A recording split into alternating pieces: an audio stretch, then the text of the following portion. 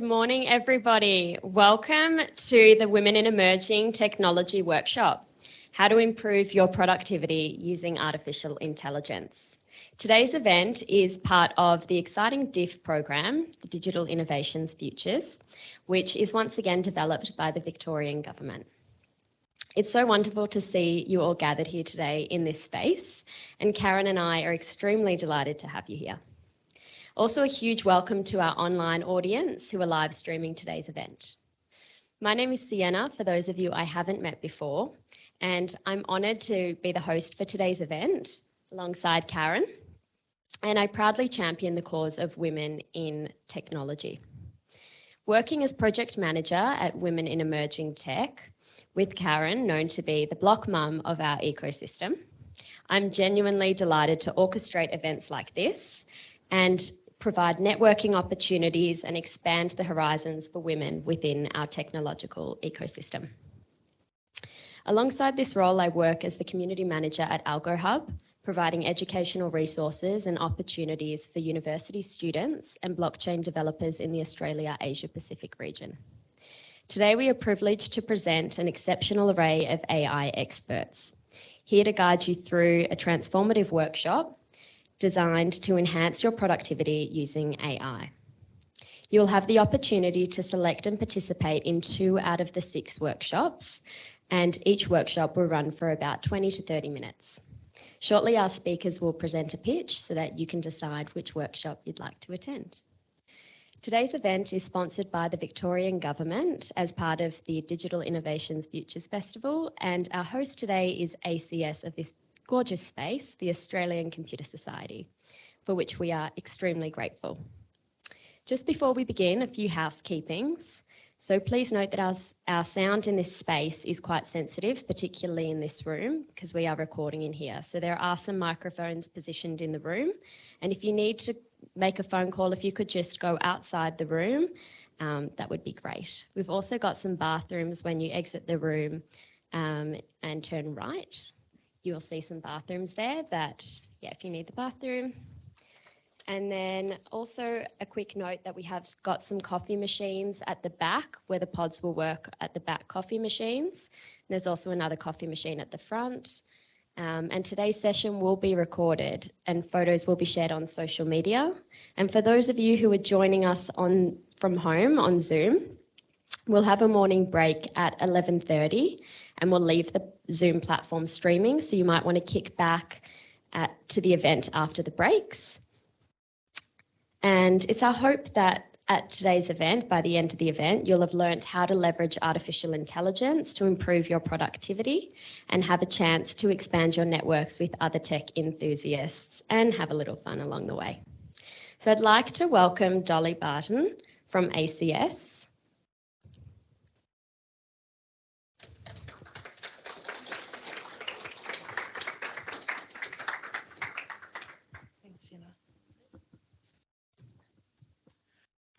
Thank you, everyone. Thank you, Sienna. I think she stole the limelight because I was going to say what she was presenting before. So what I would like to say is I'm the chair for the blockchain community here at ACS. So I'll welcome you to the hub. I hope that you guys enjoy the sessions today that we've put on together with Karen, Sienna and Kelly and the DIF Festival community. Before we start this today, I would like to commence with the acknowledgement of country. ACS acknowledge the traditional custodians of the land on which we gather today. Victoria Harbour Docklands is on the site of the traditional lands of the Kulin Nation. I pay my respects to the elders, past and present. I extend that respect to Aboriginal and Torres Strait Islanders people here today. Thank you very much. And one more thing that I wanted to bring up that Sienna didn't. In case of an emergency, there should be a little man running around with a little red hat. So just follow him. He's over there. His name's Ollie, and he'll be able to show you the way. Thank you. Thank you, Dolly.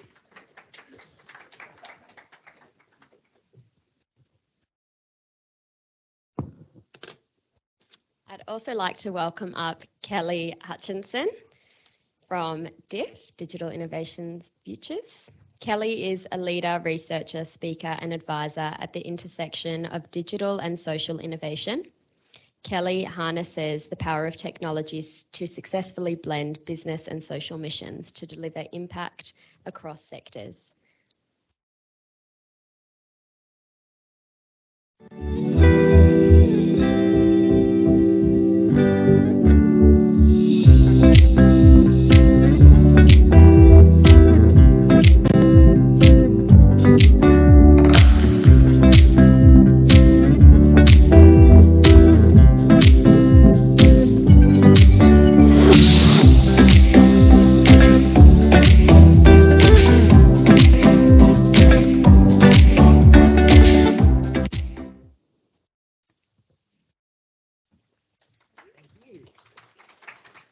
Hello everybody, I'm Kelly Hutchinson, as we said, and you may have noticed the dates were actually the 23rd of August to the 6th of September.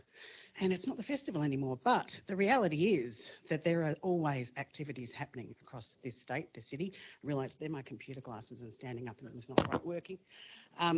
But we in the Victorian Government, we're in the digital economy team, and we are here to support the tech sector that all of you are part of.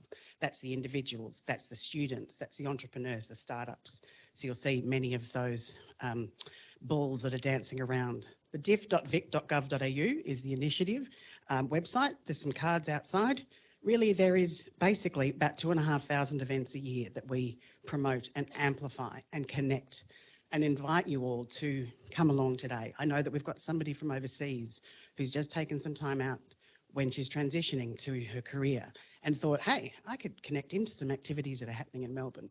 That's exactly the type of welcoming ecosystem that we have here. So, not to put you on the spot there, but I won't say who you are.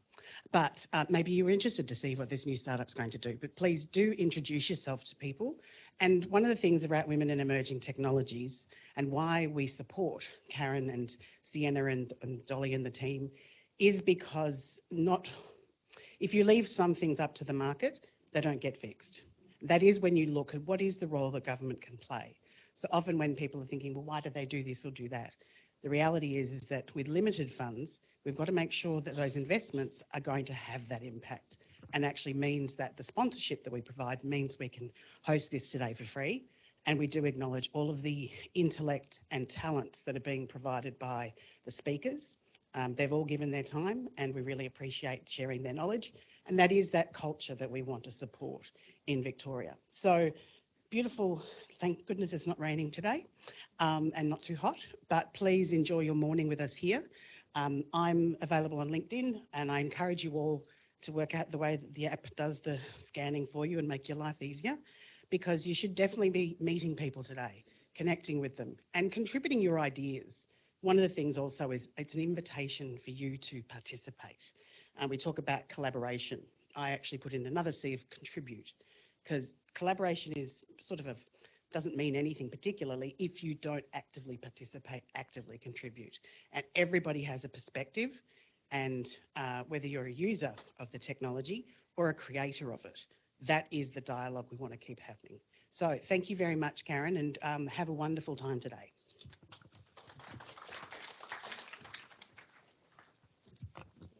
I'd like to invite up Karen, the founder of Women in Emerging Technology.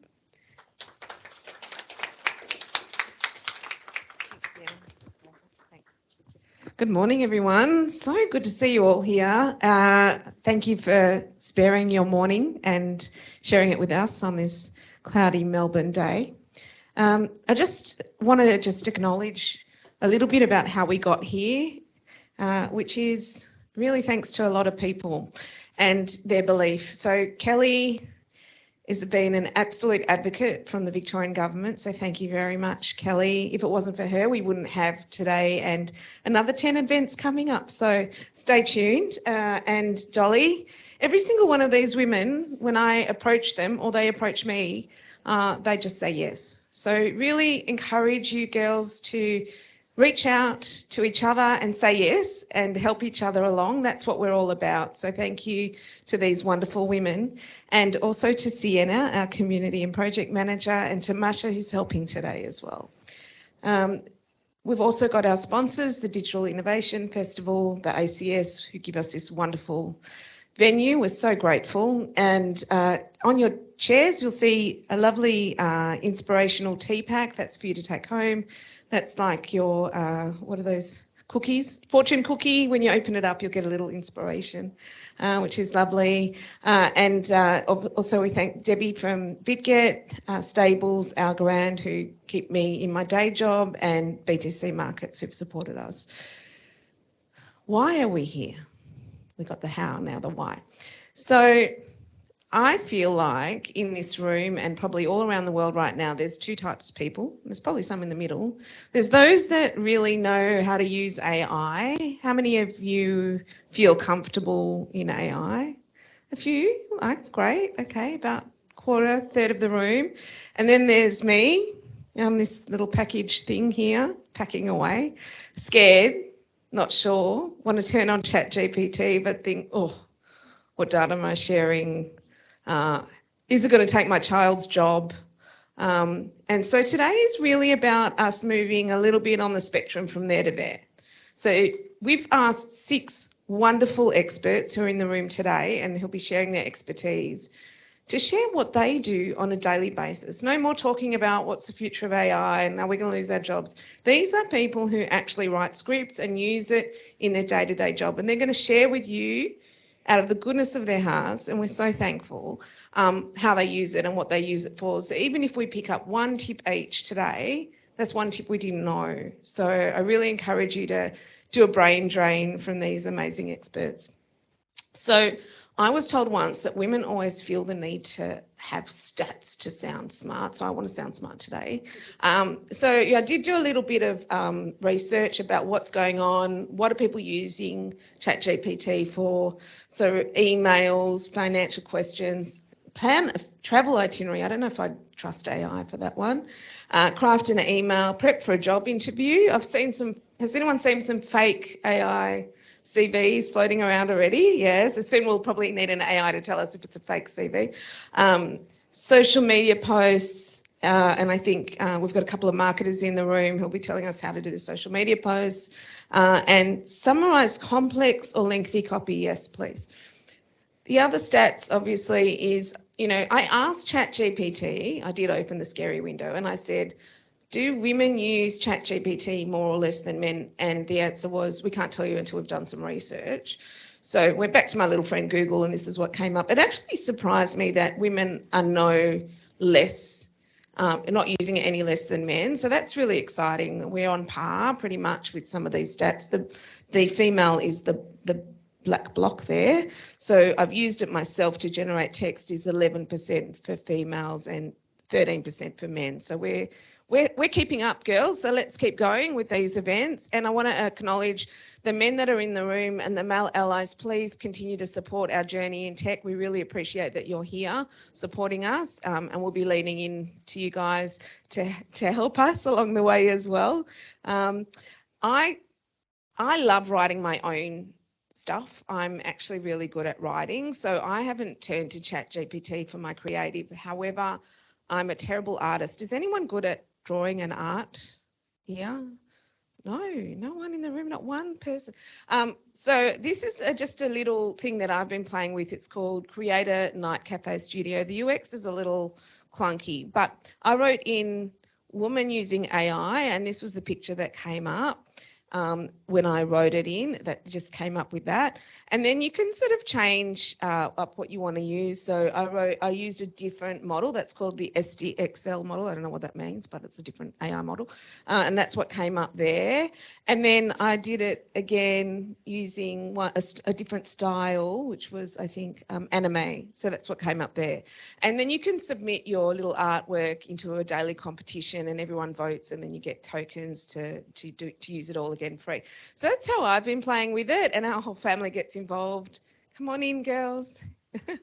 Our whole family gets involved, and we all put in, you know, pictures and voting. And of course, my son, who's 16, and he's a gamer, he loved it. He got it to do the most amazing things with the right scripts, yeah?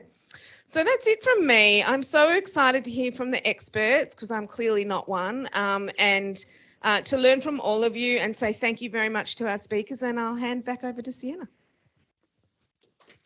Thank you, Karen. Thank you, Karen. So as Karen mentioned, we do have our experts. I will welcome up Olga Bubnova from B.Gain, and she will share with you a bit about what her workshop will be. So keep note as we're sort of filtering through the pictures onto which workshop it is that you'll want to attend. As mentioned, you'll be able to attend 2 out of the 6.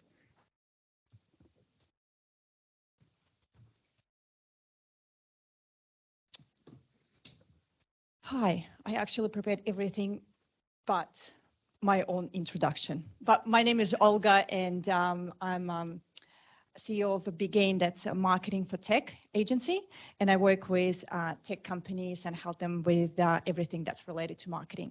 So, and today's my workshop will be about how you can use AI and automation in marketing. So we'll probably start with the good stuff. So how AI benefits marketing. So who uses AI or automation or altogether on daily basis? Oh, okay. So it's around 40%, I would say. Awesome. So I will just introduce you a little bit to a few points how AI can benefit whatever you do, well, marketing, whatever you do around marketing. So first of all, it is efficiency. It's because AI can automate so many different repetitive tasks. So it can help you with your email campaigns. It can help you with your social media scheduling. It can help you with your data analysis. It can work with data. It can get a data. It can help you with reports.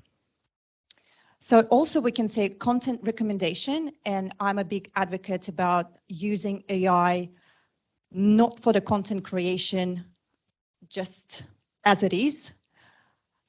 Just search for anything that you need to around your content. Do not use it just like copy and paste. It is terrible because so many content pieces walking around the internet just being, you actually can detect without any other tools. That's pure AI.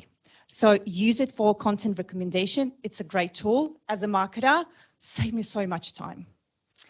Also, market audience analysis. So because AI works with lots of data and get data from so many different sources, it can help you and save you time to analyze whatever the audience, maybe you launch a new product, you enter a new market. It can help you with analyzing the audience, create personas. So much time been saved, trust me. Data analysis, it's not just audience, any analysis.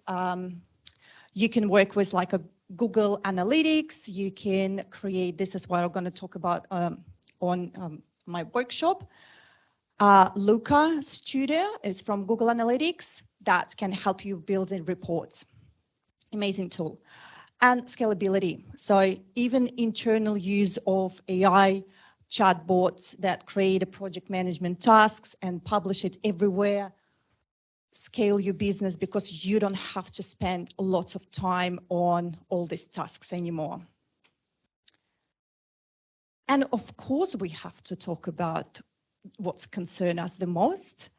And I believe that, well, I'm a huge advocate for cyber data privacy and privacy concerns. So when we talk about putting a data in ChatGPT, please do not feed, especially OpenAI, with any sensitive data, because as soon as you publish it there, it's gone.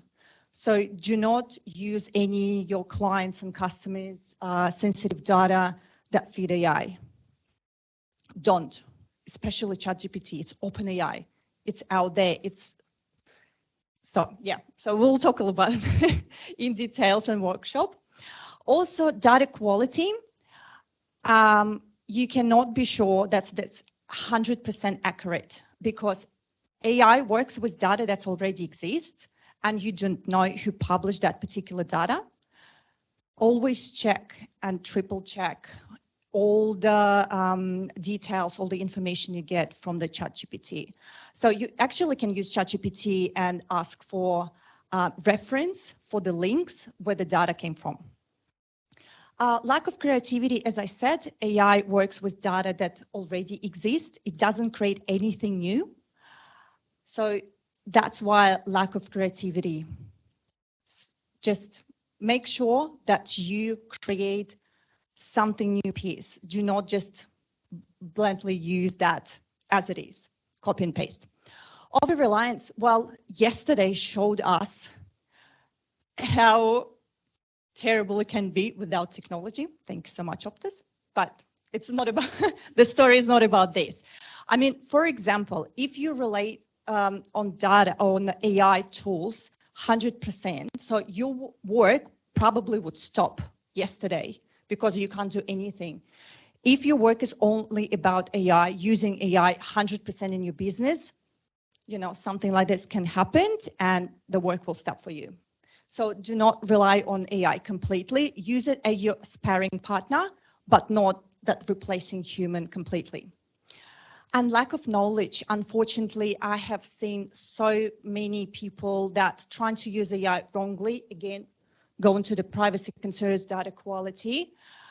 We need more people, women, of course, that's skilled on how to use AI and probably teach other people how to use it. Yes, and introduction to my workshop today is going to be use of AI in marketing with data-driven punch. So we will talk about how you can use AI on creating different reports and what resources can be used to collect and get at these insights. The magic of automation, love it. So we will use some tools to create some different automation that will do work for you. And your partner in crime for content, as I said, for any content recommendation and what pieces of content can be created with the help of AI.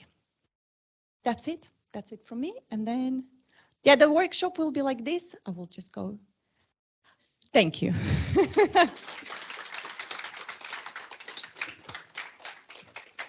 Thank you, Olga. So if anyone is wanting to learn more about marketing and how to apply AI tools, definitely join Olga's workshop, which I think is on the back right. The second one. So there's also going to be on all of the doors a little flyer that says, yeah, who's in which room. Beautiful. So I will now welcome up Hamish to the stage, Hamish Jones.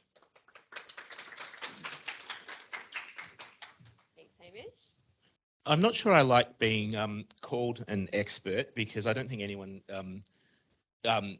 well, I don't think I am an expert. I just think I've used ChatGPT a lot, and I think I got invited along because Karen sent me an email probably 8 months ago saying, hey, how do you use ChatGPT? I think she expected a 1 or 2 line response, and I sent back paragraph after paragraph of what I was using it for and all the different things. I have made a travel itinerary in ChatGPT. It was actually quite good and was very good with the timings to get from place to place. So I do recommend it as long as you prompt it correctly, and that's part of my workshop today.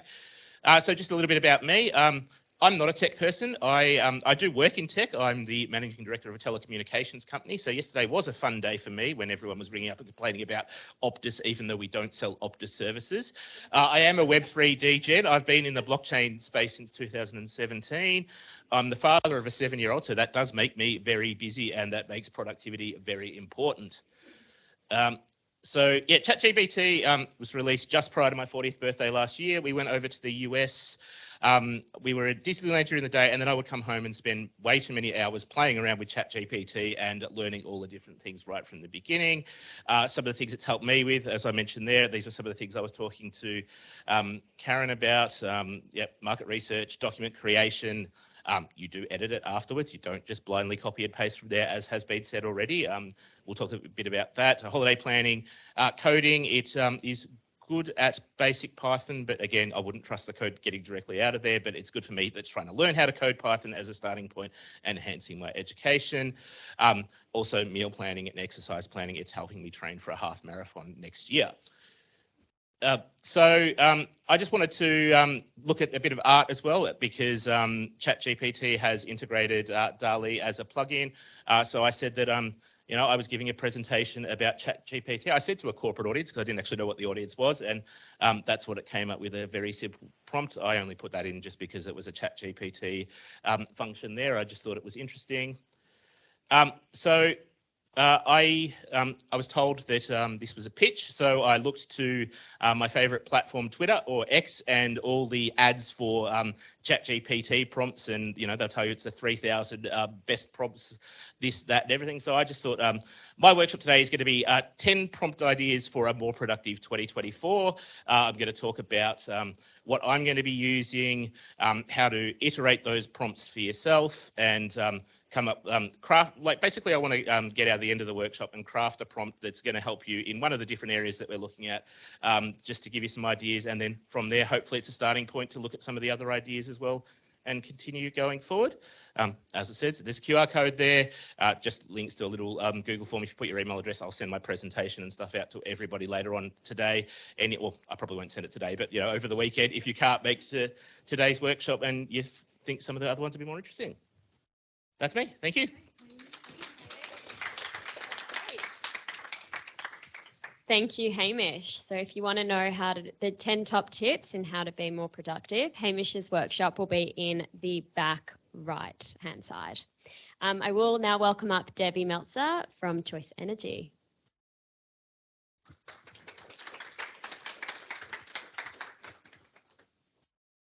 Thanks, Debbie.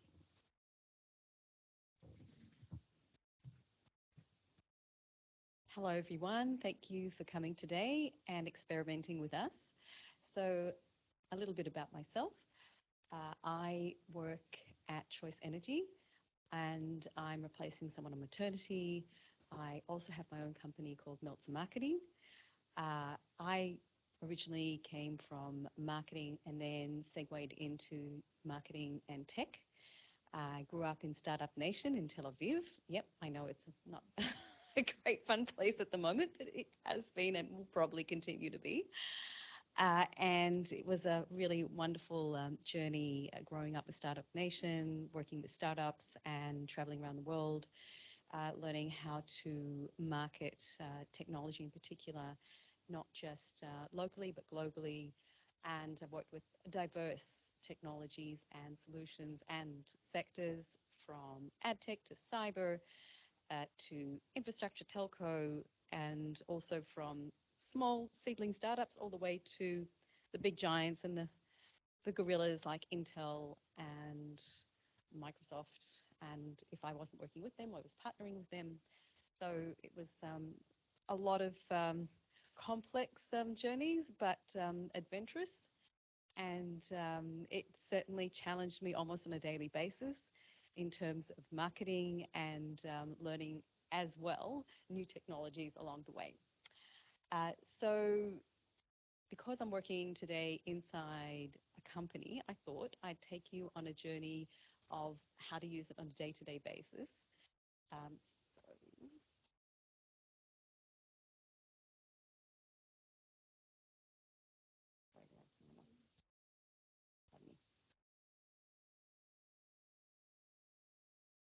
I'll continue while this is happening. So yeah, basically, I don't believe in death by PowerPoints. I've just got one slide here today that just gives you an overall of what we'll be looking at in the workshop. So as you can see, I've come up with a whole workshop using a lot of different types of tools, and the focus will be on one of the most complex and time-consuming activities for marketers, which is organising an online event, a webinar. And how many of you are marketers? Yep. And how many of you have been working on creating webinars? And how much fun is it? Yeah, so it's usually one of the biggest time sucks, I'll admit that. But on the other hand, we do love the content that is generated from webinars because it is what we call evergreen content. If anyone knows what that means, it basically is content that we can then repurpose for many, many occasions, and for social media, and for multi-purposing for other webinars, and chaptering it for YouTube videos, and so on and so on.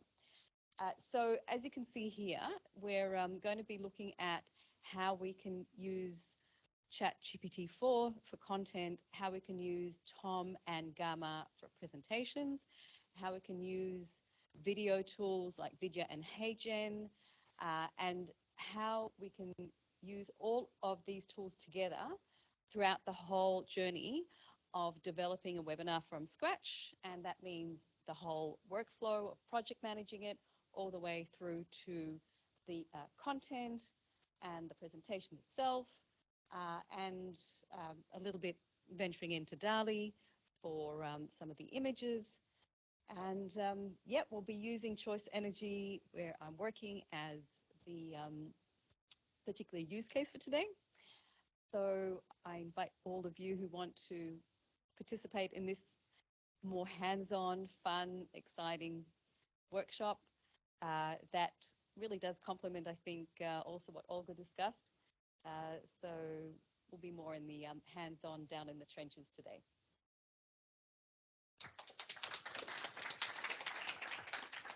Thank you, Debbie. So if you are in the marketing space, you've got now your 2 workshops almost sorted. And if you do want to learn more about webinars, definitely tune into Debbie's session, which I believe is at the very back, directly parallel to where we are right now. I'd now like to welcome up Justin Beaconsfield and Ben Field from Rava.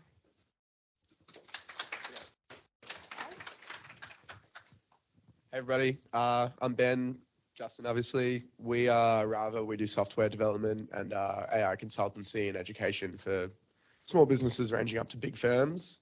Our talk today is going to look at not just ChatGPT, but how the current tools are a window into the tools of the future. And so it's both a practical session, but also a session looking at, all right, we have these underlying technologies, and it's not just about the tools that are available. It's about how these tools are going to be customized and evolve. And so, yeah, Justin. Yeah, easy. Yeah, so I guess we'll just quickly introduce ourselves. So yeah, I'm Justin. I was recently finishing up my master's in data science at Melbourne Uni, and I was supposed to go start working in quantitative trading, but Ben and I kind of both put our lives on hold to start Rava, our business. And our thinking with that was that we saw this opportunity in the space of AI where it felt like the time was right now, and the opportunity to start applying these things was very pressing, and that any time wasted was essentially going to cost us more down the track. So we dropped everything and started this business. And yeah, just to explain a little more about what we do. So we have 3 main focuses. Our first focus is things like education and talks like we do today. But then our other 2 probably primary focuses are consultancy and software development with businesses, and we aim to help those businesses integrate AI into their workflows, into what they're doing. We believe that there is a large translational gap right now between the capacity and the capabilities of these existing technologies and how they're actually being applied in businesses. And a lot of organizations don't fully understand what they can be doing with what exists, and we intend to try and bridge that gap. So the focus of, actually, before I do, I'll let you introduce yourself as well, Ben. Yeah, sorry, I should have introduced myself more fully. I was studying my Master of Biomed Engineering at Melbourne Uni. Also, yeah, currently that's deferred. Hopefully it's just not going to be going back to that one.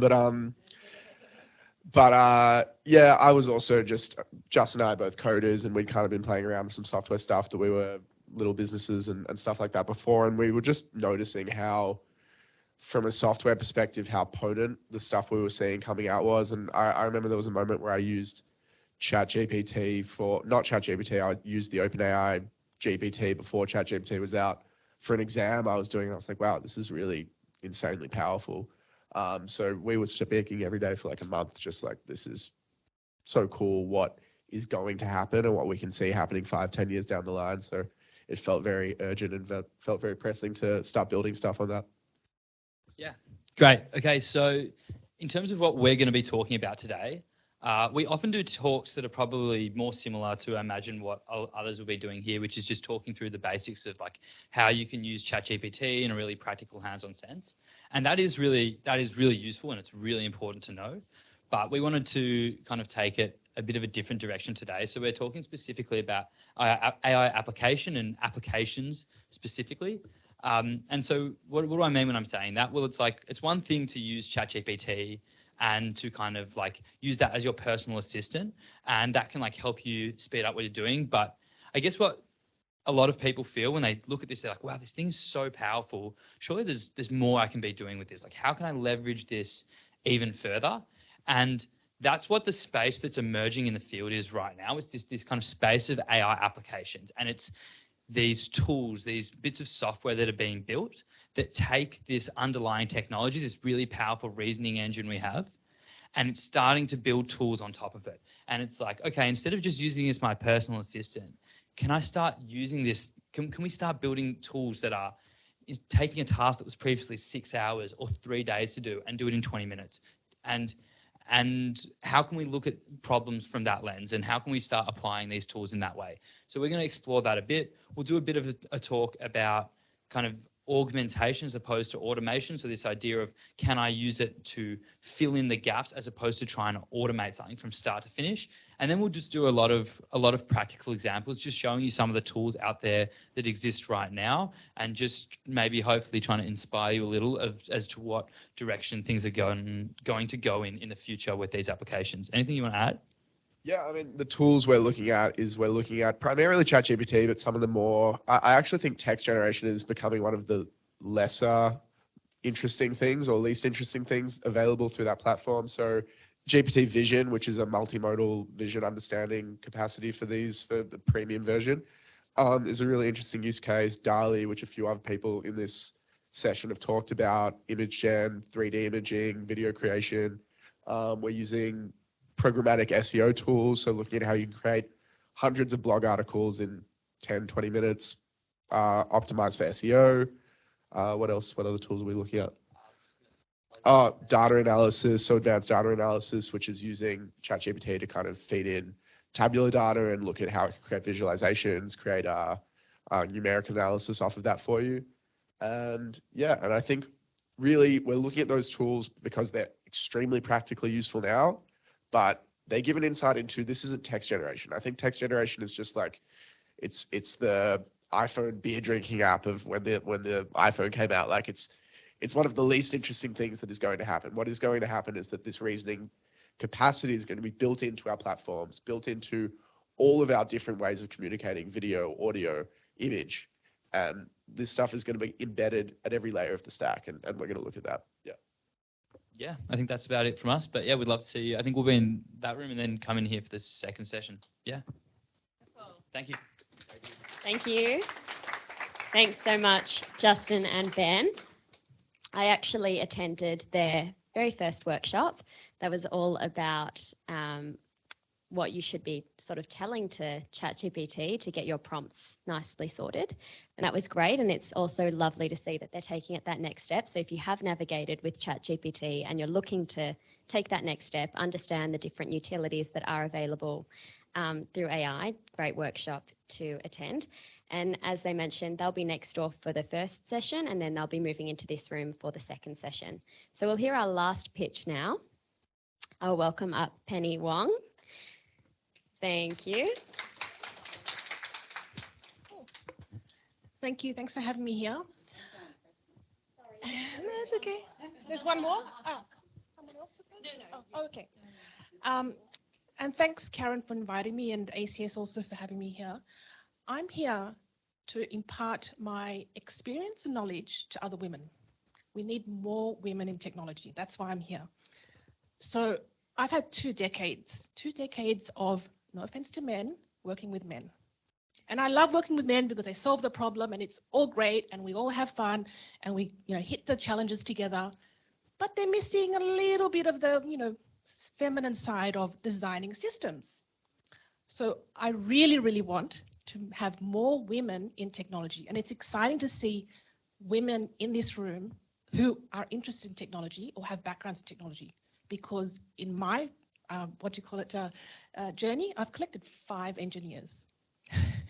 That was appalling.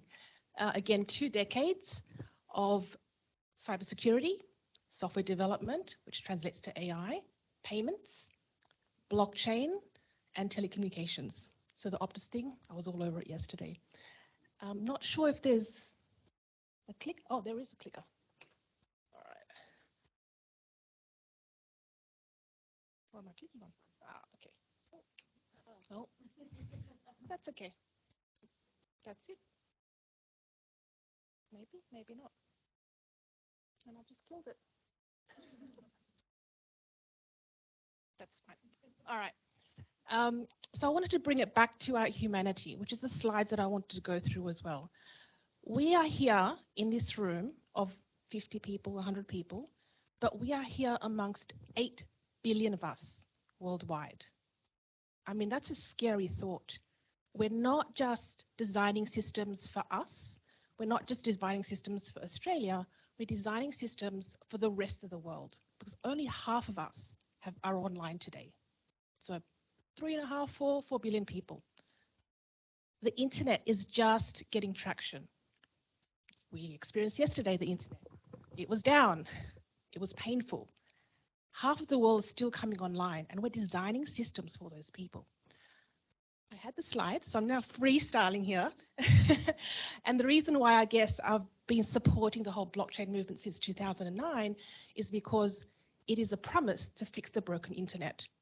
The internet that we've grown from Web 1, Web 2, and hopefully now towards Web 3 to decentralize trust and to also take ownership of our data. So that's what I want to talk about in my presentation, the journey from past, present, and future. And for women in this room, how you can actually capture value and increase your value in the market. So I'm sharing my experience. I've rescued and salvaged, I would say, hand on heart, over 50 failing and digital projects across enterprise and government. So I've learned a lot. Coming from technology, I've learned a lot about people. Technology is not the problem, it's people. So I've learned very, very quickly on how to deal with people. I'm not a psychologist, but boy, I had to learn really, really fast. I did 9 months in government, and I spent the next year in Stoic philosophy. Marcus Aurelius, Epictetus. I'm not kidding, I've got those books. But then there's a little bit of a roundabout now, because I've come from technology. I know how to design systems. I know how to break systems. I know how to bring people together to fix those systems. But there's still that missing element of our human side. And that's what I wanted to focus on. Maybe because it's not what I started with, but it's what I'm ending up with. And it's about people. If we bring the right people in the room, right people on the journey, right people to design things, hopefully we'll solve those world problems. So when it comes to AI, we can't leave it to the men or the women or the engineers. It needs everyone. It needs psychologists, it needs lawyers, God forbid, accountants, but it needs a massive diversity of people. So that's where I come from the heart in regards to let's change how we design systems for humans globally. Yeah.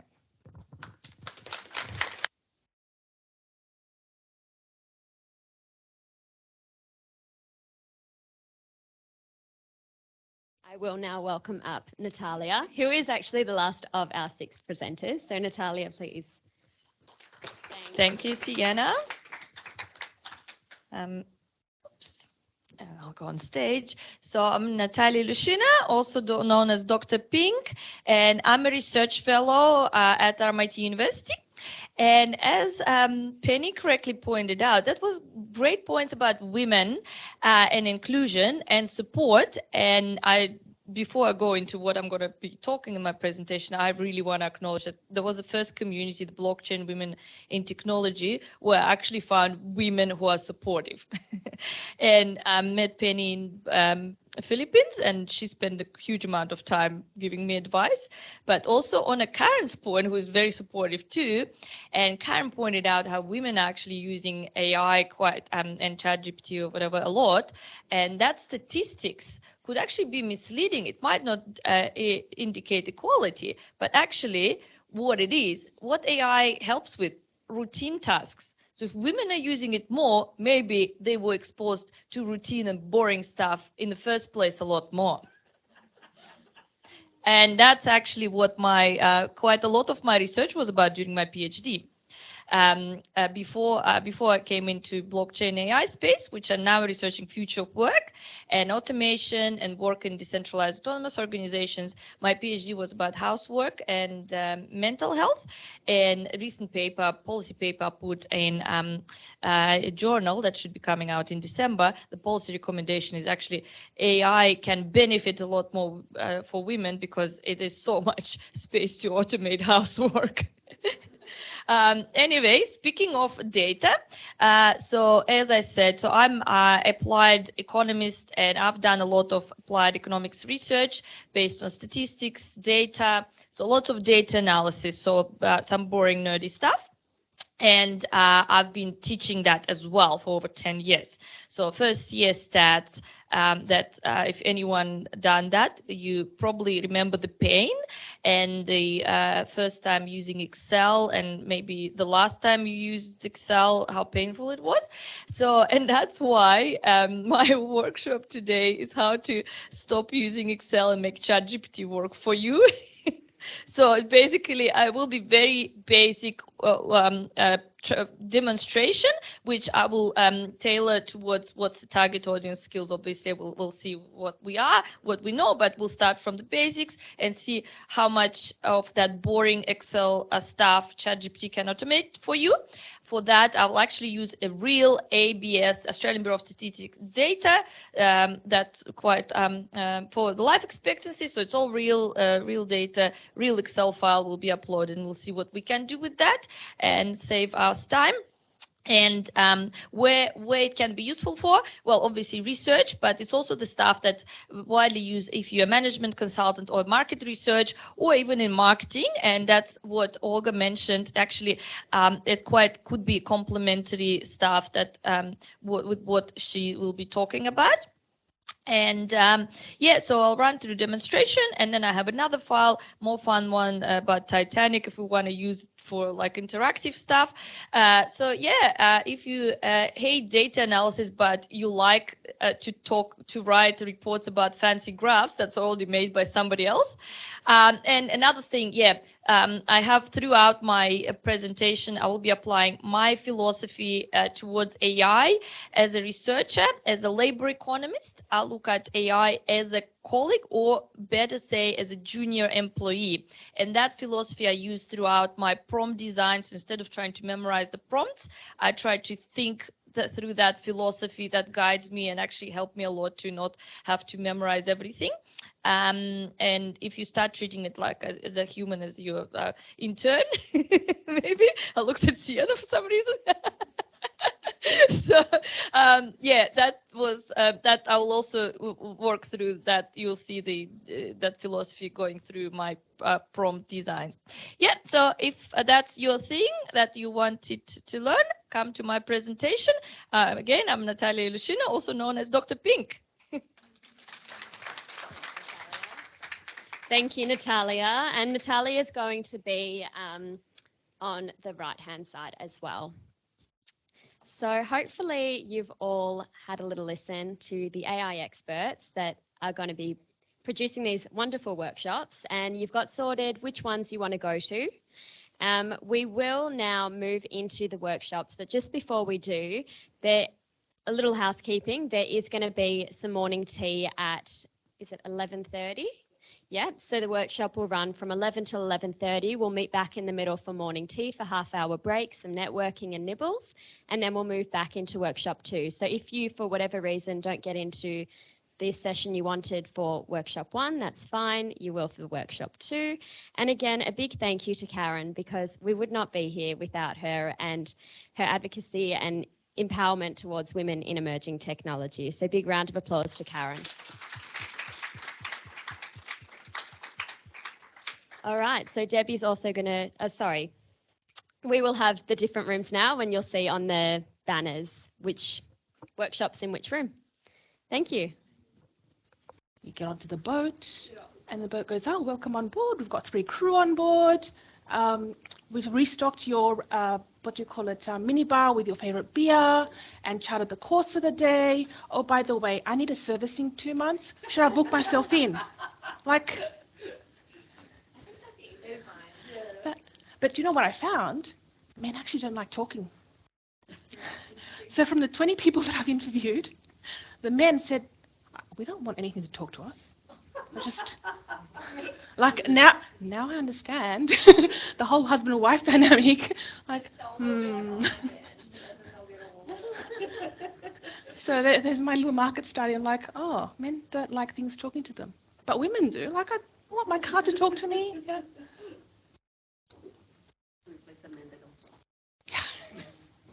They can use the AI to talk on their behalf. There you go. Sorted. Problem solved. It's more for us.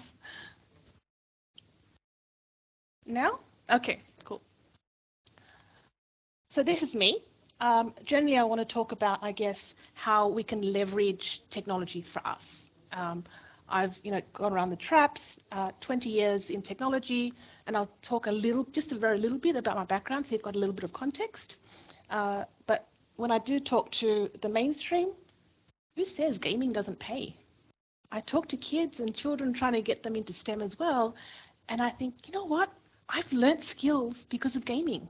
And when the pandemic came, I was 7 days straight. 7 days? What was I doing? I was playing a real-life alien invasion zombie apocalypse game in my mind because of all the people that I met around the world out of the blockchain space. They were now hustling the PPE. I had no idea. No one knew what PPE was. But then when call to action came, all of us connected with each other to try and get PPE equipment to the ones that needed it most, which is fantastic. So gaming does pay, obviously, because my basic instinct skills kicked in. It was food, water, make sure the elderly are okay, and then it was game on. We were on the phone, text messaging, all sorts. So I was burnt out actually through the pandemic because of things that we were trying to do to solve actual world problems. So I connected globally, reconnected with all my colleagues, especially in the blockchain space, telco, cybersecurity. You've got your humanitarian aid people in that space as well. I spent in 2019, really cool place in Germany with 5,000 white hats. So that's time for another story. AI business networks, the PPE equipment globally just for charity. So I made no money whatsoever.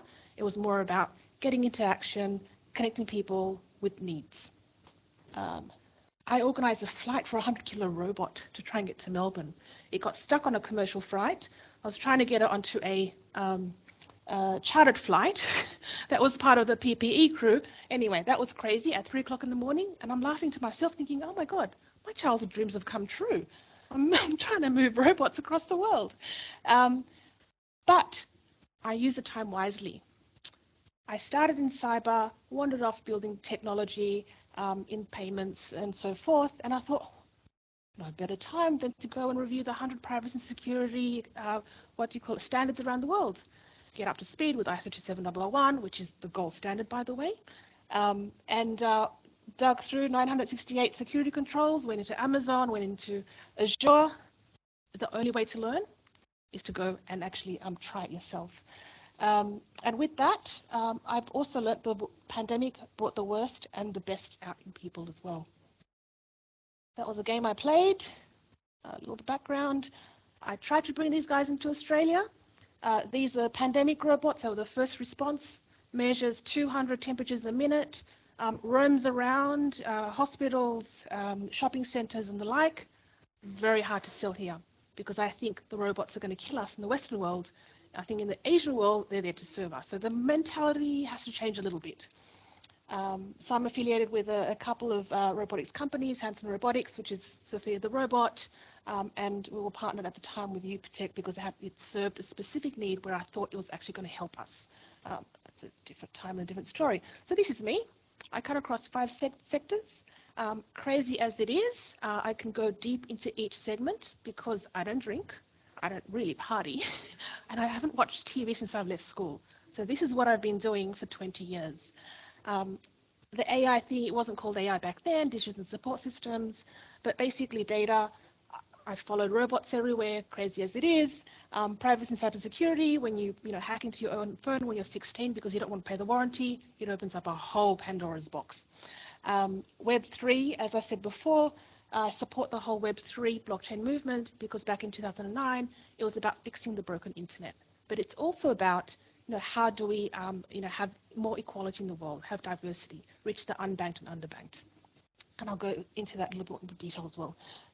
For a number of years, I was, still am, I guess, a payments consultant, working with the likes of Visa, MasterCard, APCA, who is the offshoot of the RBA. Claim to fame, helped secure 53 million transactions and the prepaid service and designing fraud systems and so forth. And the last piece is the telco piece. So I knew what was going on over when half the Australia's internet went offline.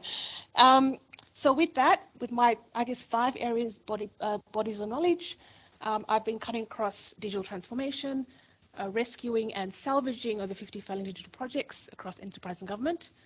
Like I said, it's been interesting because it's not about technology. And as I go through the journey to turn around these projects, it's about people, competing agendas, lack of requirements, lack of clarity as well on what people want. Privacy, security, telco, and payments. And obviously I killed it. Here we go. So I'm not better than anyone. And I've always said this from day one.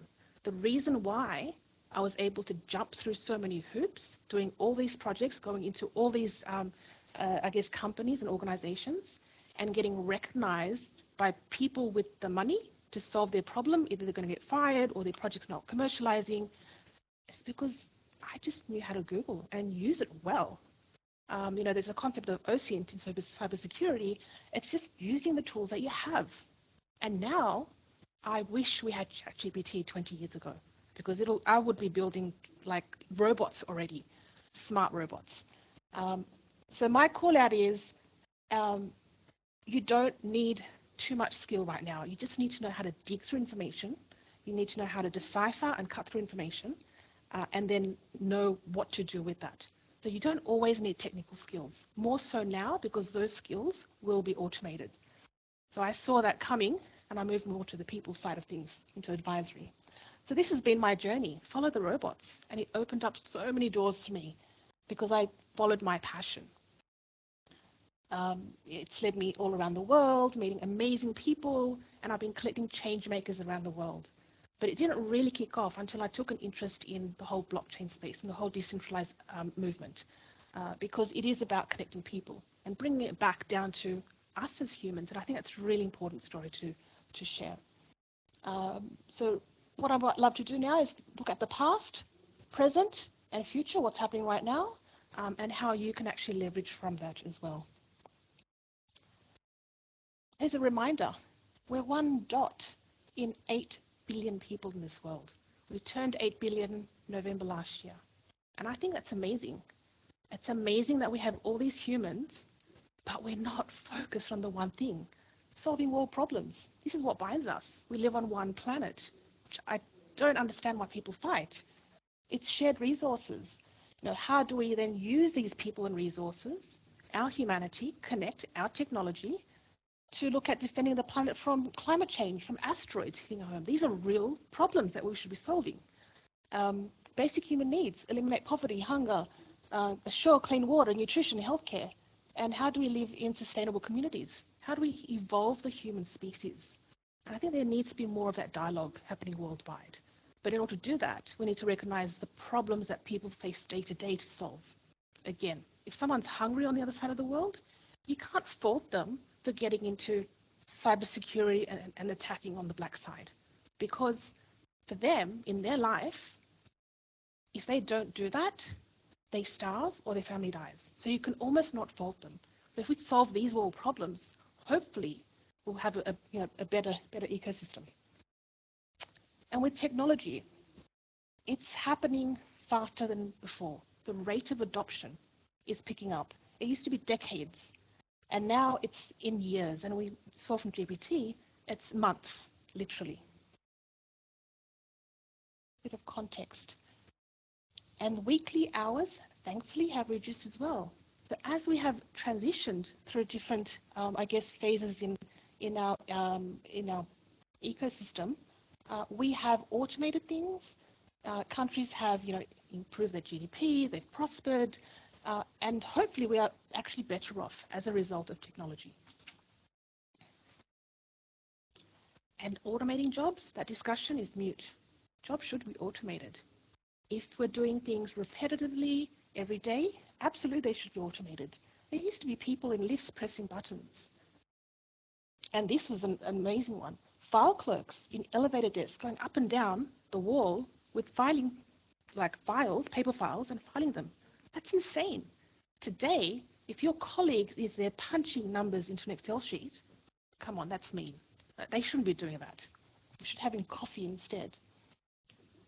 So productivity hours and annual hours of work have, as productivity increases, the working hours have decreased. I think that's a great thing. I advocate for a 4-day working week, even a 3-day working week, with AI coming into play. And it was Henry Ford that coined the term the weekend because he gave his workers 2 days off with the introduction of cars. Yeah.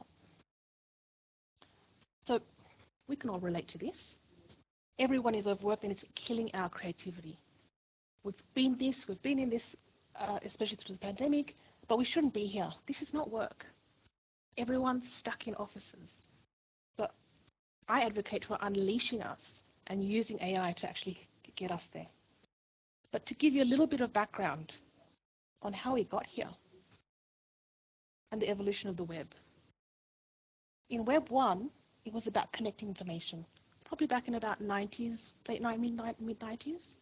How do we get information so we can share with each other, Wikipedia and so forth? Web 2 was about connecting people, smartphones, social media, the social web. And Web 3, which is what we are entering into now, is about decentralizing trust, fixing the broken internet. And I'll share this with you as well on a blog so you can read through in more detail. And as I mentioned before, only half of us are online out of 8 billion people, which is an opportunity, but it's also quite scary. And hopefully, once we've started build systems on the new, more secure, hopefully, web, we'll move into Web 4, which is intelligent systems. Then hopefully my AI will talk to your AI and we can have coffee instead. I'd love for that to happen. So when I do talk to at board level people, they need to relate to what I'm talking about. And the only way I can actually link it back is back in 1996, there was the Declaration of Independence in Cyberspace. It was about, we people of cyberspace, we shouldn't be controlled by sovereign states. It's a, freedom of the mind. No one should control cyberspace. It's been good and it's been bad because cyberspace also has harbored the hackers and so forth. So it's been a bit chaotic. But also, there was ABC did a session on 24 hours in cyberspace. And I can only imagine, because I've dug through the archives of the ABC video, and I'll share that link as well, there was a time in 1996 when nothing was online. So they had 1,000 journalists, 1,000 photographers, storytellers, all take a picture, take a video, did an interaction at the same time, globally, and uploaded it to the internet at the same time. And within that day, they said, oh, hang on, this is what a real-time internet may look like. And these are the guys that got called out for, oh, no one's ever going to use emails. That's where we are today, Web 3. So you're going to get the deniers, the naysayers, oh, what is this rubbish and what is Bitcoin? And, Bitcoin is the first public payments infrastructure. First, truly global, just like the internet. So for me, this is about analogy. Like, how do I create an analogy where people actually understand the context? But interestingly, also in 1996, when VoIP came into play, VoIP is Skype, VoIP allows us to talk over the internet, AT&T blocked it. There was an injunction. They said, no, this is our territory. Imagine if we had no internet where we can actually speak and do a Zoom, and that'll be crazy. That's happening today in Web 3 space, or probably about 8 years ago. But the banks tried to block it. And so that's a different story altogether. That's more on the, I guess, the whole blockchain movement. That's that. Then 2008 brought in the GFC, wiped out half the global GDP. And just early in 2009, that little Bitcoin white paper came out because it was a rebellion to the system. You know, it's not a fair system. There's so much financial, non-financial inclusion in space as well. How do we fix that? To fix the unbanked and underbanked and get them access to the free internet. Meanwhile, while we're building things in Web 2, there's a whole nother world. There's a whole nother world building whole new infrastructure. So today, you know the brands like Microsoft. We know the brands like AWS, Salesforce. That's being built on Web 2. There's Web 1, Web 2, Web 3. This is Web 3. Everything's new. It's built on new technology, hopefully more secure, and this is where blockchain technologies come into play. I look at blockchain as not just a thing that you use to solve a problem, but it's a thing that you use to solve business problems. You don't back-end the technology first. You look at the problems that you're going to solve and then use one or many or may not use those technologies. And that's where my call to action in space is look at what you're trying to solve, but don't back-end the technology first. So the 50 projects that I've rescued in salvage mostly are because of executives throwing the tech. Oh, that looks great. It's AI. Do something. What are you trying to solve?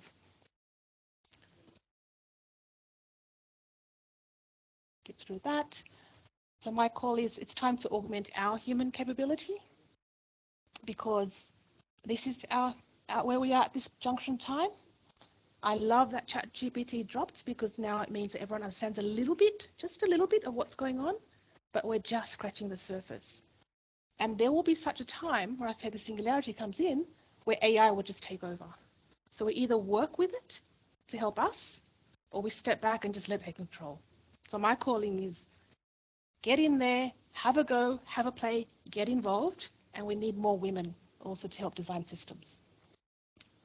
This is nothing new. 20, 30 years, all the tech guys. We see something, it's repetitive, we automate it. I can say this now because in the first 5 years of my career, I learned Microsoft Exchange sent things, or you can schedule emails automatically. So I did my work at night, set up all my emails, did the work, and I spent my day on the beach in summer. See, that was clever. And I was only about 20 at the time. But what is artificial intelligence? Just for people who don't have a context of what this AI is, I wanted to break it down a little bit. So AI is everything, but imagine a little child. It's about opening up into the world. I can see things, I can speak, I can hear. So we can imagine what our senses are as we evolve from a baby to a teenager. So when looking at artificial intelligence, there's different aspects. And at this point in time, people are working on narrow AI. So the whole AGI, artificial general intelligence, is not there yet. You can't get a robot coming in, walking the room, understand, oh, there's 4 chairs there, and Sally's over there, and there's a boat over there, and that person's going to do. We're not there yet. So don't be scared. But we can get involved in trying to build that. So 5 things to remember. In God we trust. Others bring data. I don't believe it until I see it.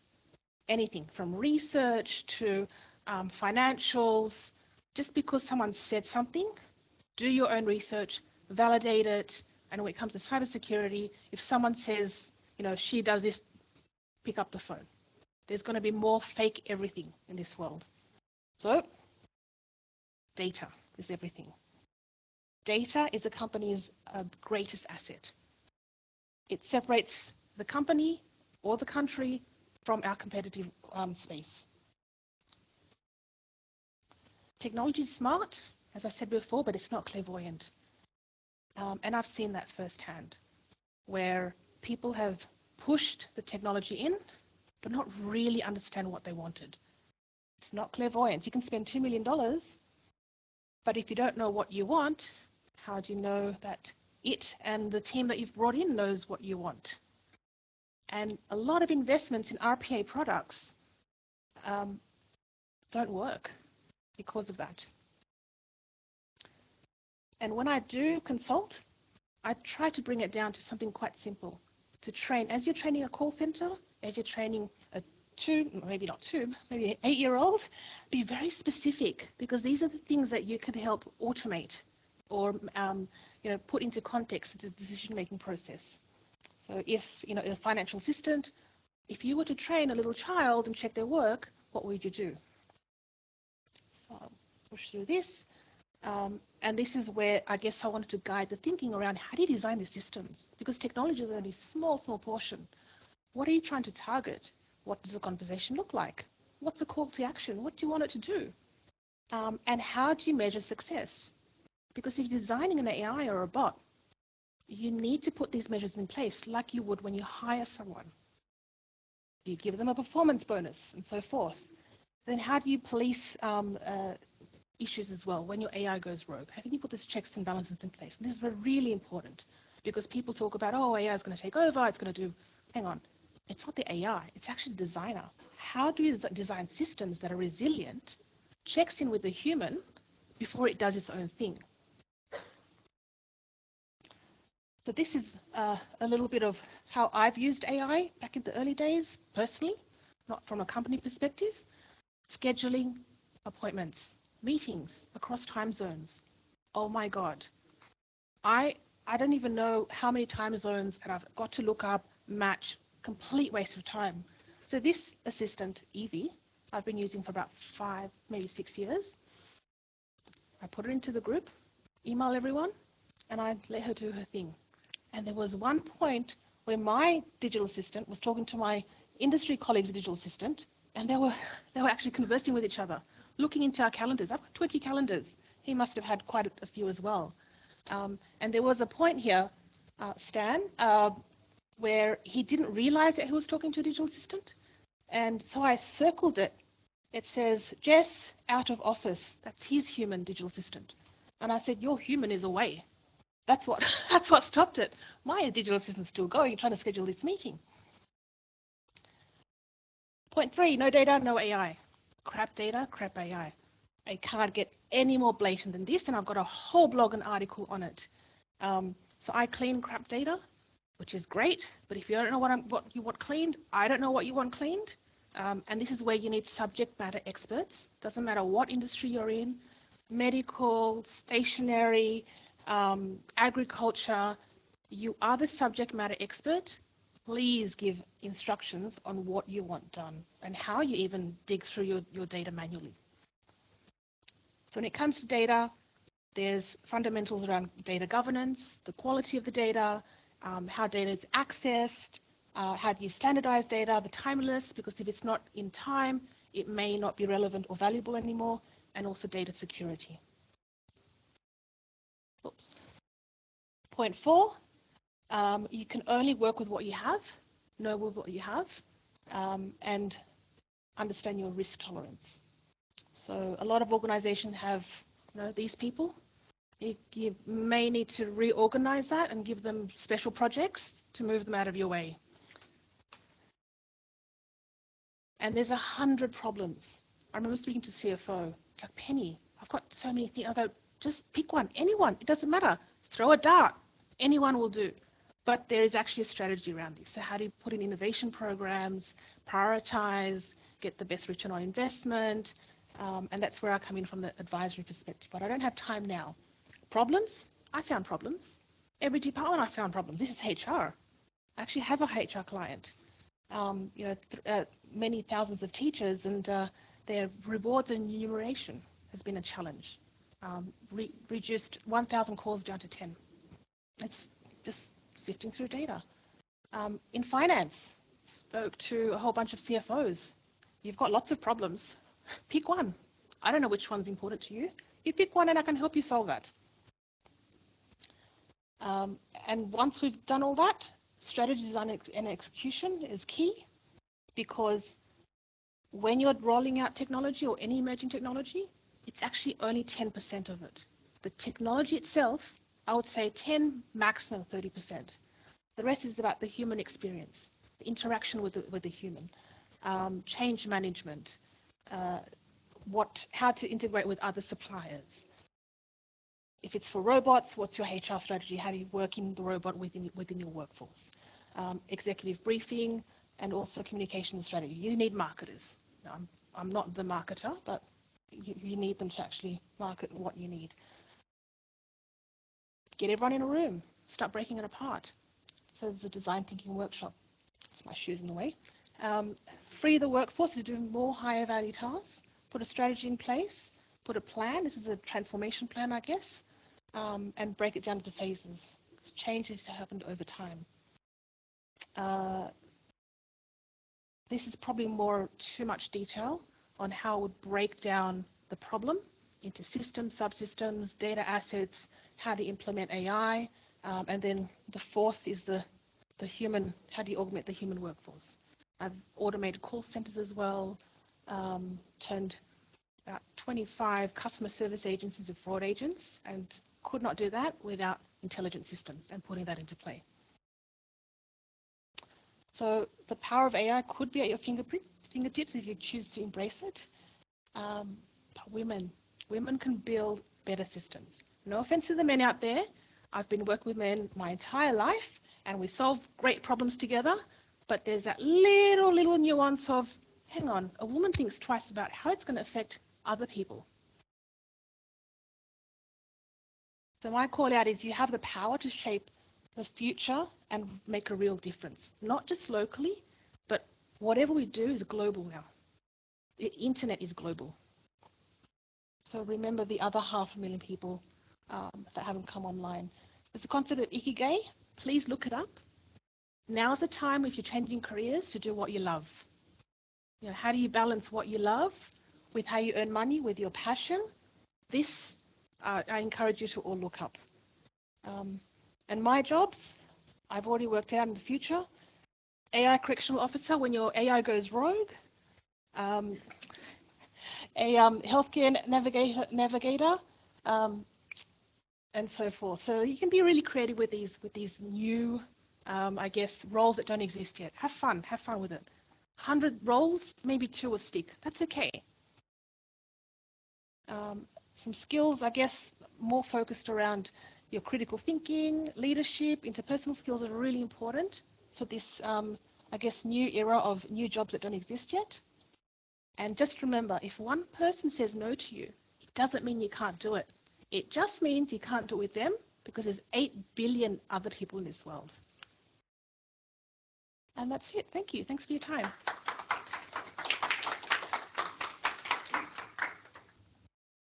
All right, let's just jump straight in. Cool. All right, okay, yeah. So just a quick reminder, our chat is going to be on kind of like AI applications and taking AI a bit further than just the kind of the typical chatbot use. Before we kind of get started, just like to show this study because I think it's like a nice little reminder. So this is a study from Boston Consulting Group, who they did this study and took a collection of their staff, trained them on AI, a collection of their staff. They didn't use AI, and I think what they expected to see was like major improvements in the amount of tasks that got done and the speed of those tasks getting done, and that did improve. But the biggest improvement they saw was in quality, and I think it's just an important way to think about these things is that if you use them well, it won't just help you work faster, but it can truly help you work better. So the first concept we want to touch on before we kind of get stuck in, and we'll do a lot of practical examples in this session, but it's just this idea of automation versus augmentation. So I think we're all really comfortable with the idea of automation, which is taking a task and doing that from start to finish in an automated sense. So like stripping away what some user might need to do. And that is really useful, but with AI, I think what we want to think about a bit more is augmentation, at least where it's at right now. And that is, instead of thinking about, all right, can I do this whole task in one go and click my fingers? Can I take a task? Can I break it up into smaller parts? And can I automate portions of it? And by that, augment the task. So I've still got a human in the loop. I've still got a person doing something, but I'm augmenting the task and I'm able to do it quicker like that. So like a nice example of that is like, imagine trying to do like accounting work or like keeping records before Microsoft Excel, and like what Excel allowed us to do. So previously, like maybe I'd have to like put some information in, and I'd have to make like hundreds or thousands of like tiny calculations over and over and over, do all this effort. And what Excel allowed us to do was we automated that. We automated away all the small calculations, but the overall process of like data analysis was just augmented. It automated portions of the process, but me as the human, I still have to sit here and now like make decisions and understand what's going on here. And that's, I think, the way we want to think about AI. Not, okay, it's going to come in and do absolutely everything for me, but can I take some process, try to decompose that in my mind, understand the different parts where AI can be useful, and use it there to do that for me. So I'll pass it to Ben now. And just quickly jump in. So I think it's really worthwhile taking a second to look at the state of AI from an industry perspective, because it has a lot of relevancy in whatever industry you're in, because obviously these things, it's kind of a meta industry right now. It's affecting everything else. So as we go up in this stack, things become more tenuous and become more uncertain who the key players and key technologies are going to be. But at the very bottom of the stack, you have the two fundamental resources for AI, which is computational resources and data. So what I mean by computational resources is access to GPUs, a specialized type of computer used for AI processing. Right now, NVIDIA is kind of like the key player in that, and I don't imagine they're going anywhere anytime soon. It takes an enormous amount of expertise, an enormous amount of capital to even compete, let alone be better. But more relevant to the everyday person, because ultimately GPUs are kind of obfuscated and hidden behind layers of tech companies, is data. And up until this point, data has always been, all right, data's a new oil, but who has access to data? It's Facebook and Netflix and these huge companies that have enormous amounts of users who are generating this data for them. But with AI, you actually have a lot of value in even small data points. If you have 500, 1,000 pieces of specialized data, which most businesses probably do, or someone can easily build up over the course of a year's of work or 6 months work, that data has immense value for improving and creating small models that are very fine-tuned to your task and your workflow. So if you have data or your work in business where you have even small amounts of data, I'll be very conscious of the value of that and conscious of storing it correctly and conscious of using it when the time comes, and be aware of the value, so don't give it away for free. The next thing is foundational models. So what I mean by foundational models is kind of the companies building the AI models that underpin all of the tech we're using. ChatGPT is built by OpenAI. Meta does a lot of open source work. There's other players like Anthropic. It's unclear who's going to be the winner there. OpenAI is in the front at the moment. That's why we're talking about ChatGPT primarily, but it's not certain that they'll be the front runner in 10 years' time. Infrastructure is kind of like, there are all these new infrastructure companies coming out, similar to AWS, if you're familiar with like web services and stuff like that. It's not that relevant. This was, it's just relevant to be aware of that a lot of these things, there are companies building the tooling so that we can have access to them as users. But then what I think is particularly relevant, and the focus of the rest of this talk, is applications. So what I mean by applications is what we traditionally think of as applications, where companies come in and create some tool like Uber or Facebook or Airbnb, and then they project that tool out to millions of people. It changes everyone's lives by what they're now able to do with this tool. Great. There will definitely be Ubers and Facebooks and whatever of the AI era, 100%. But what is also really exciting in the application space, which kind of hasn't happened until now, is that the price and capacity of technology has, the capacity has skyrocketed upwards and the price has skyrocketed down. It's now become feasible for individuals to create their own software, or with very small teams, with very small organizations, create bespoke pieces of software using low code, no code tools, using AI, that implement AI and that are built specifically for your workflow, specifically for your task, that aren't being beamed out to millions of people, but there will be millions of these kind of bespoke apps, and you will be able to build them, you'll be able to use them, even if you're not technical. And I think that's a really exciting space, and I think that's what we kind of want to, with the practical examples that we're about to show, put forward. These examples are awesome. Think about what these examples mean for the next generation of applications. Think about what these examples mean if you stack them and use them in combinatorial ways for your own use cases. Like, it's not just text generation. It's not just image generation. It is intelligence that you can bake into your work in a interesting and novel ways.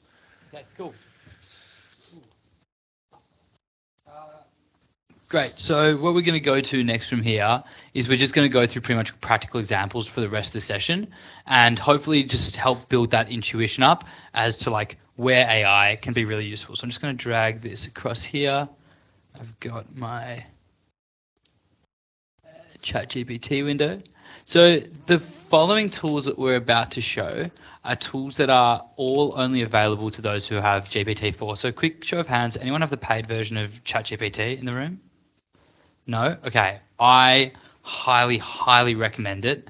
It is, it's like a flip phone compared to an iPhone. It's not like an iPhone 8 compared to an iPhone 9. It is a step change from GPT-3. It allows you much more capability, not just in, it's smarter, but it also gives you access to these tools. And these tools are really powerful. So big recommendation for that. Yeah, exactly. GPT 3.5 will give you text generation capabilities.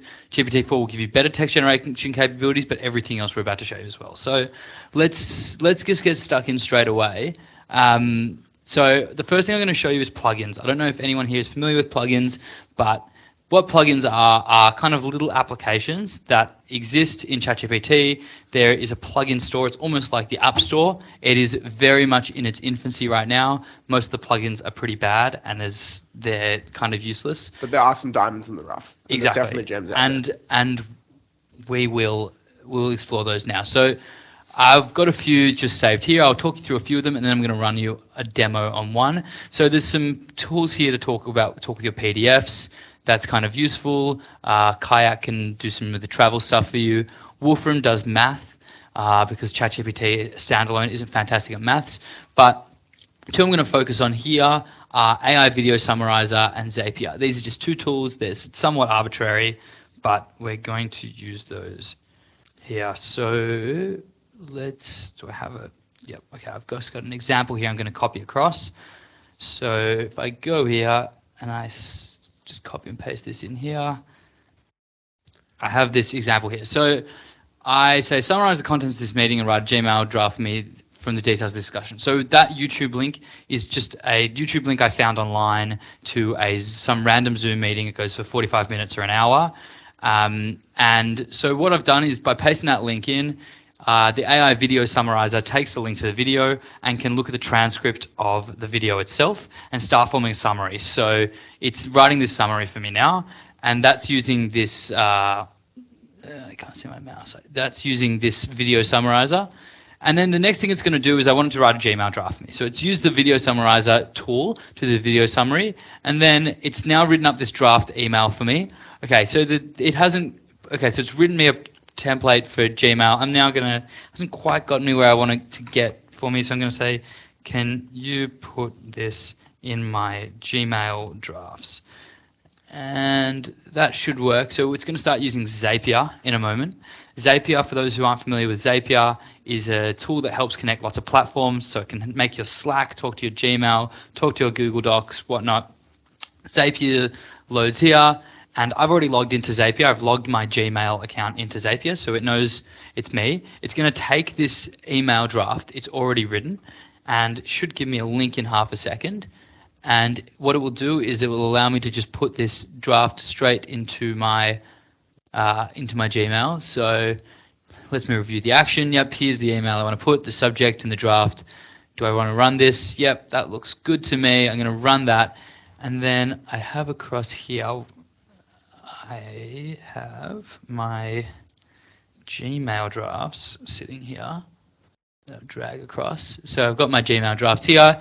You can see there's nothing in there before now. And now if I click there again, it loads and that summary of the meeting is sitting in my drafts. So that's really useful. We've used this tool now and used kind of like different parts of this reasoning engine to take a process that was previously like really quite labor intensive. Someone has to sit in a meeting, transcribe all the notes, try to record all the meeting notes, and then gets to the end of the meeting, sits down, writes up a whole meeting summary. That could be hours of work.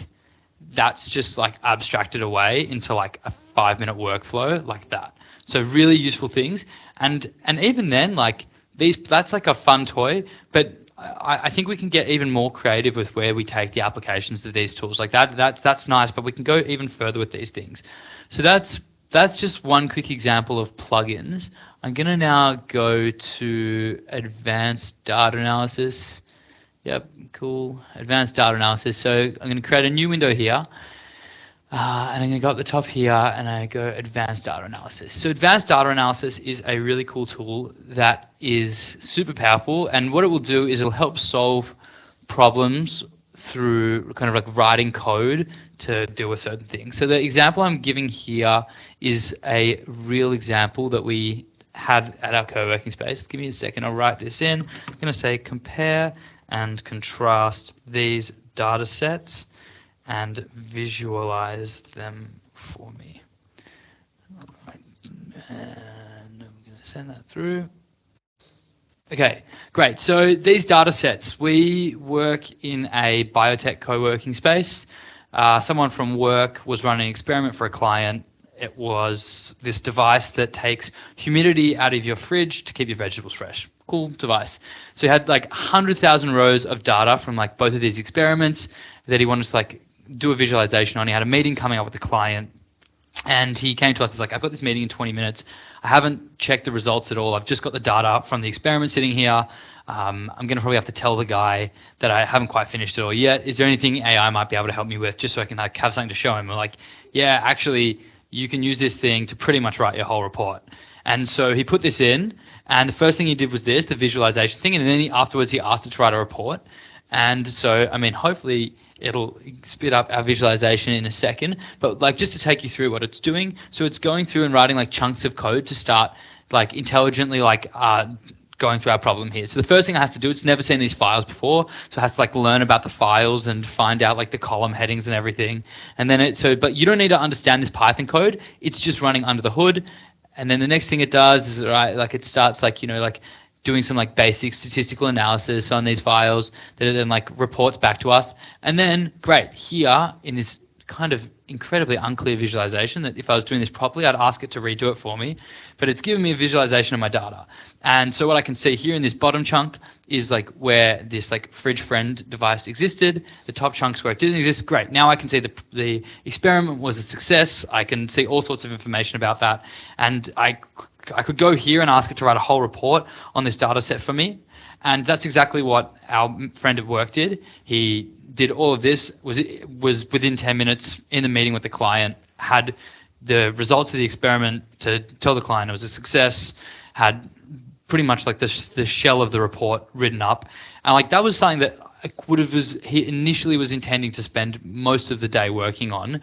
Pretty much from there, all he had to do was just take the report that was generated for him and really just touch up a few details of it, just maybe sprinkle a bit of his human intuition on top of that to be able to now just like make that report kind of cohesive and really represent what he wants to represent. But most of that grunt work, the bulk of the dirty work was done for him and he can just like move on with his day. So, I mean, these sort of like use cases where we just take huge workflows and augment massive parts of them. There's still room for human intuition here. There's still things he needs to come on and do over the top of it, but it's going to take massive portions of that. And even just like the intuition here, we can see the way that the AI itself goes about it.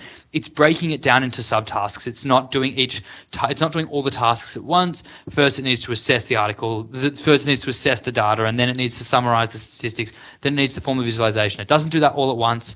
It does it in segmented parts, and that's just like the way we need to be thinking about these things. I'll pass it over to Ben now for a few more examples. Cool.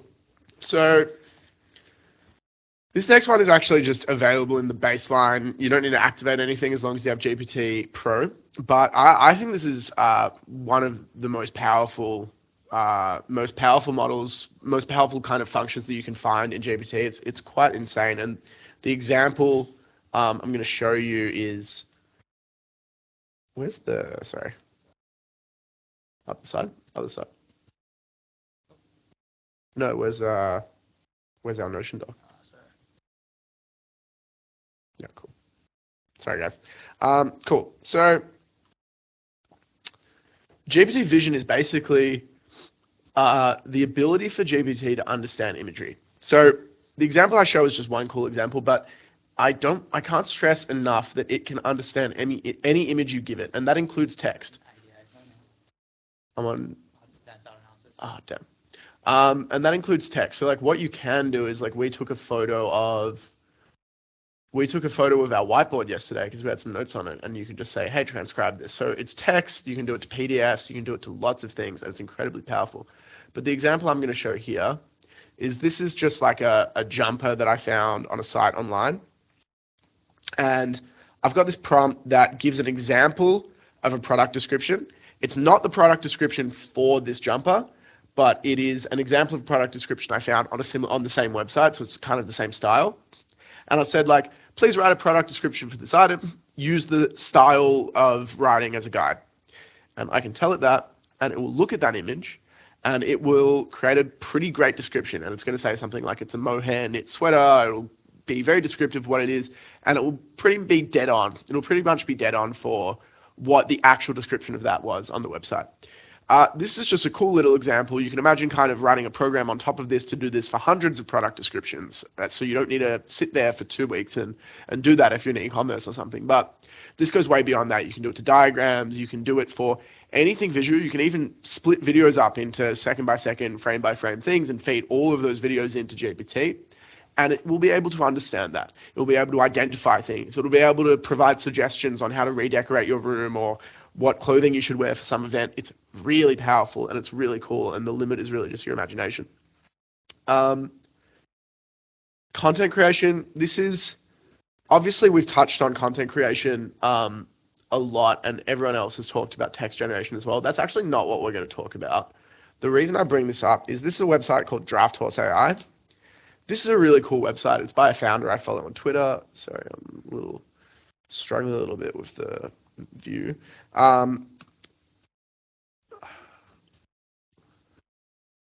So this website, basically, it's built on top of ChatGPT or built on top of OpenAI's GPT.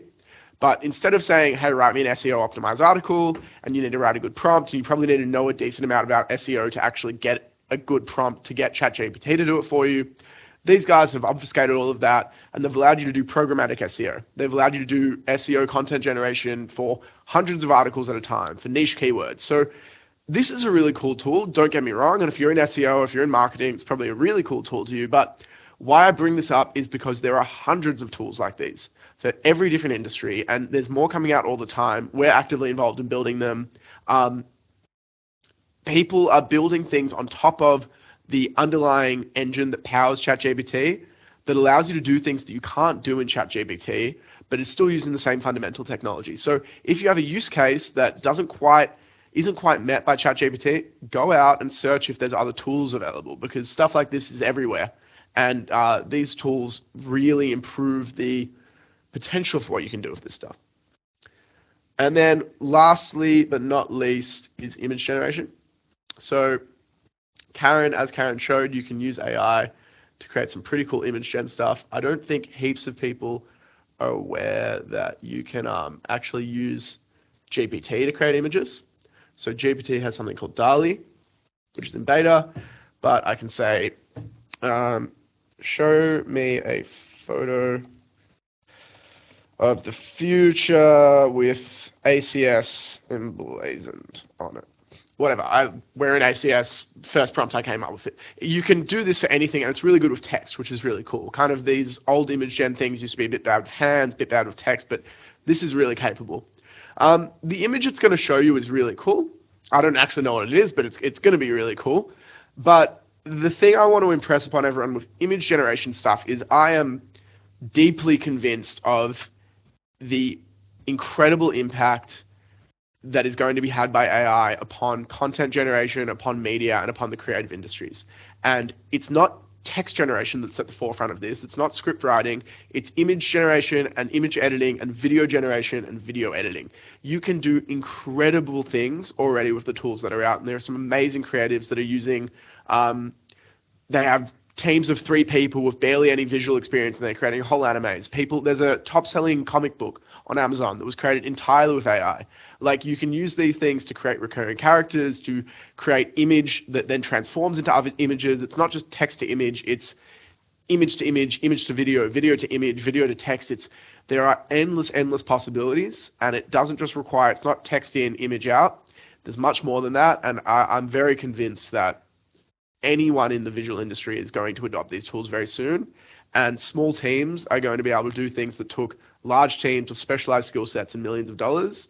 Now you're going to be able to do on a shoestring budget, and it's going to look like what a Hollywood movie looked like 10 years ago. It's pretty amazing, and I think it's something not to be slept on, and I think because it is quite complicated to get this stuff rolling very often. Even the image and video stuff can be very difficult to use beyond just text to image. A lot of people ignore it. If you are involved in creative stuff, I would highly recommend getting up to speed on it. But yeah, that's it for the practical examples. Some closing remarks. Cool.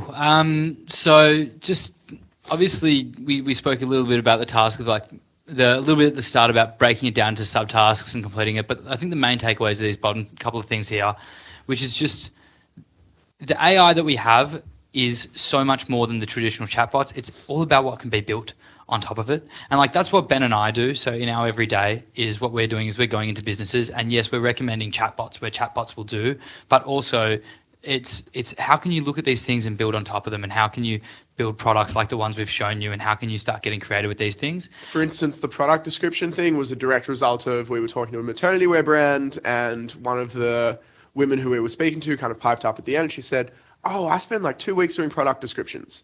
2 weeks of her year she spends just like looking at photos and writing product descriptions. We immediately said, all right, well, we can probably write a script and just have that batch done for you. It's not something you could batch do in ChatGPT, but again, it's a couple hours of coding if you know how to code. Even if you don't know how to code, you could probably code it on ChatGPT, but that's a separate discussion.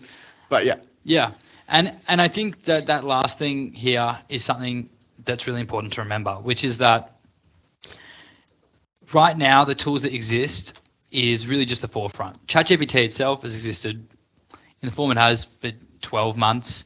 The tools being built on top of that are things that are just emerging now. There's been months really for the world to adapt to this new technology, and what's being built is just very much at the start.